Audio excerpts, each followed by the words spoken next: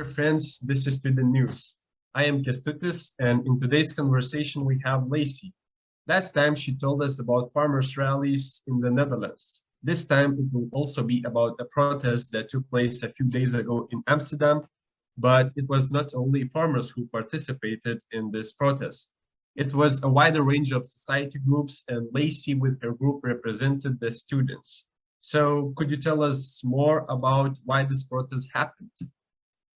Yes, so basically, it's a general protest against COVID measures. But well, it's more of a movement. It's beginning to become more of a movement because farmers are joining, and also people who are stuck in the energy crisis right now.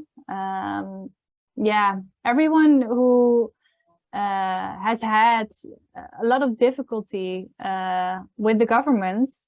We have a lot of affairs in a couple of 2 years. Those people are joining this protest. And yeah, this Sunday we came together with a group of 5,000 people, and we marched through Amsterdam. Are the farmers who lead the protest? I mean, they are the leaders, or? No, they are not the leaders. You have this group called Nederland in Verzet, which means Netherlands in Resistance. And yeah, Michel Rijnka is a man who has been organizing protests in the Netherlands. And because of him, yeah, the demonstrations and the rallies have been continuing. So, and yeah, it's organized by Nederland in Verzet, but he also gives stage to other organizations. So before we started marching, there were a couple of speeches, also from the Vierde Golf, the fourth wave, which is more of a left group. So yeah, it just shows that during such a rally, everyone joins. It's not just a far-right movement. No, you have the hippies that are marching. You have political groups. Everyone is there, but it's just framed by the media as being far-right or yeah. That's great that a lot of society groups are active. And how do authorities in parliament react to such protests? Well, it's just a general stance they have. And just to give an example, this morning you have this Dutch news program, which, yeah, basically opens the day like, okay, what happened, what's been going on. It's called Good Morning Netherlands. But our Minister of Defense, she got the question, okay, farmers' protests have been going on. If you look back, would you change your mind? Is there something you would have learned looking back? And she said, no, I just, in general, I don't agree with people doing this. I don't agree with people protesting. And you see this everywhere. So, yeah, it's not looking at systemic problems or problems systemically, like, and asking, why are people protesting? Why are they frustrated? Why are they, no, it's just general, these people in Amsterdam who are rallying are far right, and yeah, they have lost their mind. So I guess it's still similar in Lithuania, because our authorities in the parliament didn't want to talk with us either, and they ignore us. Mm-hmm. My other question would be, how do people in the Netherlands react to other citizens taking part in such protests? They support you, or they ignore you or they saying bad words about you? Yeah, I think it really depends. I think yeah, during the rally, for me it was a day of connecting. So I started talking with a lot of people, and you also meet people who are there for the first time, who just don't see themselves rallying, or would have certain assumptions of rallying, like being against something, or yeah, they're only being far right people. And this man was yeah, just amazed by different kinds of people he met, like for example me as a young woman, but also yeah, 80 years old, everyone is there. But I think in general you have people who agree and are not rallying because they don't like the idea or they have assumptions about it. I think you have a group who is just neutral, or yeah, they don't like it that much, but they don't feel like discussing it, or yeah, they are just enjoying their summer right now. And then you have people who are also there in Amsterdam, who are just yeah, citizens there who live in the city. And yeah, for example, I was filmed during the rally. I was just walking somewhere, and this girl was filming me, and I looked there at her. I made eye contact, and it was like she was watching me in the zoo or something. Like she was, like I was a monkey. And yeah, these type of people you have as well, who can't ever imagine why you are marching there.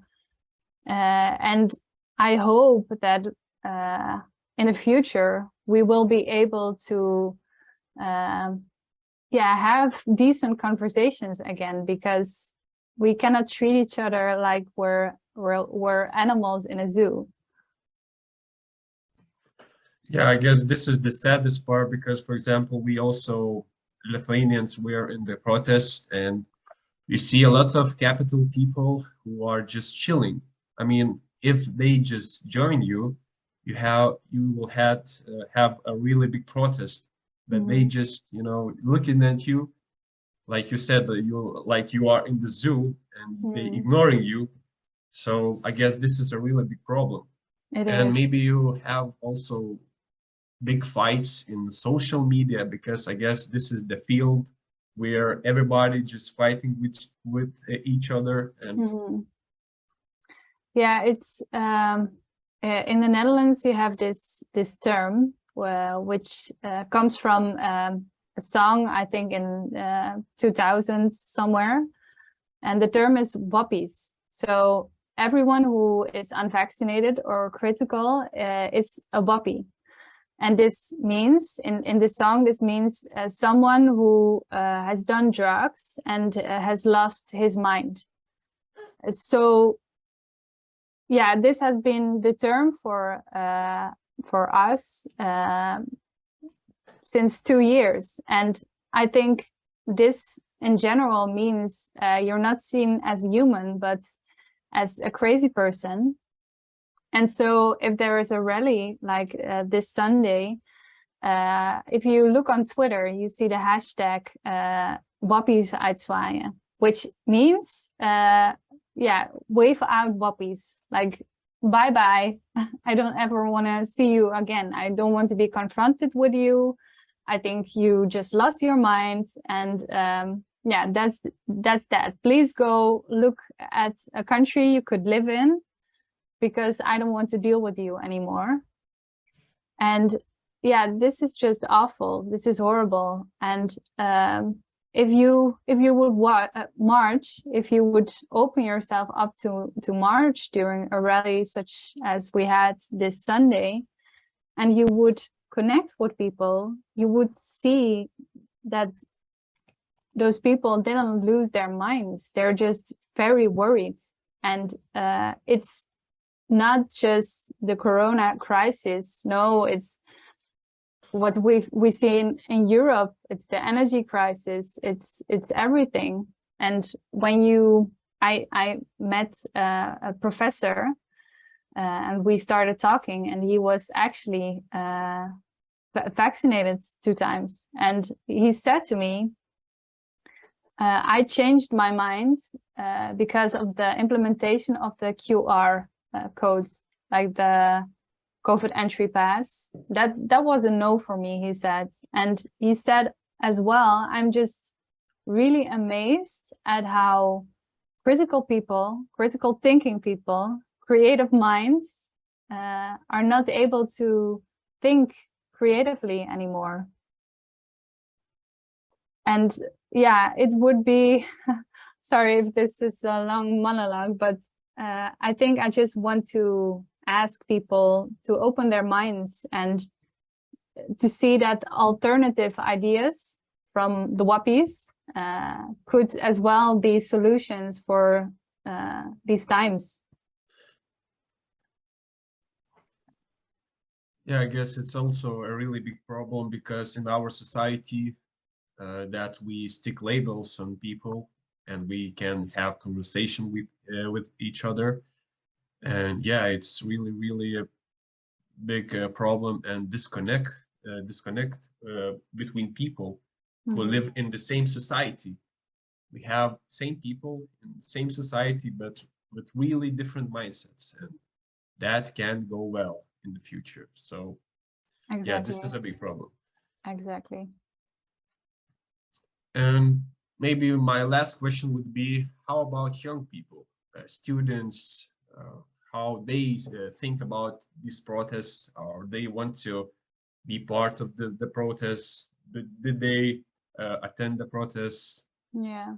So this is something, this is a topic that every time we go somewhere for a rally or anything else, it is a topic we discuss, because if you go to a rally such as Sunday, you see that there aren't a lot of young people who are marching.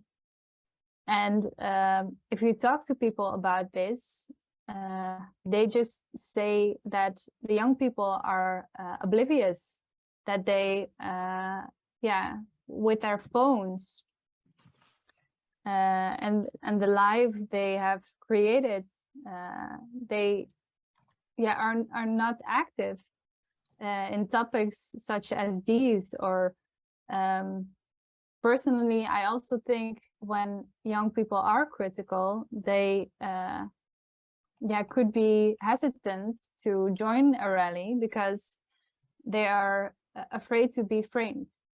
I think this is a large issue because the media is framing people like this and labeling people like this.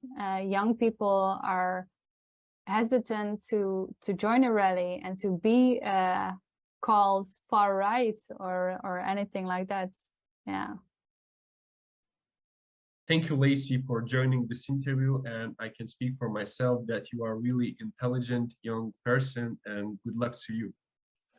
Thank you, Kęstutis. And yeah, thank you for being able to speak with you again. And I wish you a lot of luck with your active work as well.